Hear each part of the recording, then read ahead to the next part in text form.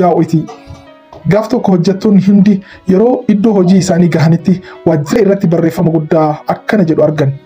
Barreeffamnis kaleessa namni dhaabbata kana keessatti guddina keessan gufachiisaa ture du'aan addunyaa kanarraa boqateera. Sirna awwaalcha isaa irratti akka hirmaattan kabajaan isin affeerra jedha.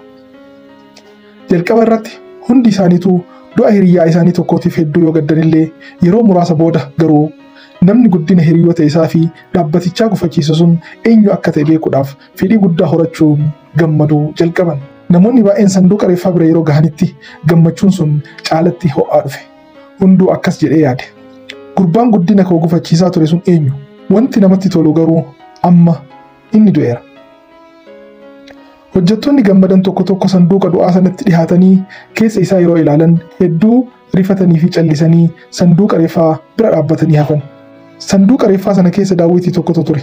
Namni keessa isaa ilaalu hundi ofii isaa malee waan biraa hin argu. Daawwitii cinatti barreeffamni namni guddina kee irratti daangaa kaa'uu danda'u tokko qofa. Innis si'i kan jedhu ture. Jireenya kee keessatti jijjiirama fiduu kan danda'u si qofa. Gammachuu kee dhugoomsuufis ta'ee milkaa'ina kee irratti dhiibbaa fiduu kan danda'u si qofa. Yoo ati hin jijjiiramin jireenyi kee waan hoogganaan kee jijjiirameef hin jijjiiramu. Waan hiriyoonni kee jijjiiramaniifis jireenyi kee hin jijjiiramu. Waan dhaabbanni kee jijjiirameefis jireenyi kee hin jijjiiramu. Jireenyi kee kan jijjiiramu yeroo ati jijjiiramteedha. Yeroo ati amantii kee isa daangeffame bira darbitu. Yeroo ati jireenya keetiif itti gaafatamummaa kan qabu si qofa akka ta'e amantuudha. Hariiroon ati qabaachuu dandeettu inni guddaan isa ofii keetii waliin qabaattuudha. Dhaamsa waliigalaa seenichaa. Addunyaan akka daawwitiiti.